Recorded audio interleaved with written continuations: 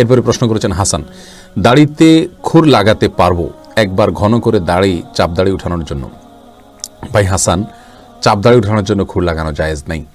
আমাদের অনেক ভাইরা আছেন যাদের দাড়ি হয়তো অল্প আছে, তিনি দাড়িটা যাতে বেশি হয়, ঘন হয়, মোটা হয়ে ওঠে, এই জন্য বারবার শেভ করেন। তার উদ্দেশ্য হলো দাড়িটা যাতে ভালো করে ওঠে তারপরে রাখবেন। অর্থাৎ এর শেভটা ভালো উদ্দেশ্যে করা হয়ে থাকে। তো উদ্দেশ্য ভালো হলে কি হবে, পদ্ধতিটা ভালো না। মনে রাখবেন, উদ্দেশ্য ভালো হলেই সবসময় কাজ ভালো হয় না। যে কোনো কাজ ভালো হওয়ার জন্য দুটি শর্ত থাকে। এক, ওই কাজটার পদ্ধতিটা নবী করিম সাল্লাল্লাহু আলাইহি ওয়াসাল্লাম বাঁধানো পদ্ধতি অনুযায়ী হতে হবে। দ্বিতীয়, সেই কাজটি শুধুমাত্র আল্লাহকে সন্তুষ্ট করার উদ্দেশ্যে তথা ভালো উদ্দেশ্যে হতে হবে। আপনি দাড়ি চাচ্ছেন কেন? মোটা হয়ে দাড়ি ওঠার জন্য। এখানে আপনার উদ্দেশ্যটা ভালো, কিন্তু দাড়ি চাষার কোনো নির্দেশ নবী সাল্লাল্লাহু আলাইহি ওয়াসাল্লাম থেকে নাই, বরং নিষেধ আছে। নিষেধ আছে এই অর্থে যে তিনি নির্দেশ করেছেন আফুল্লুহা, তোমরা দাড়িকে ছেড়ে দাও, লম্বা করো, আর খুল্লুহা। অতএব এরকম অবস্থায় আপনি এই দাড়ি চাষা বা শেভ করার যে কাজটা, এটা আপনার জন্য হারাম হবে। এই কাজটা আপনার করা সঠিক হবে না।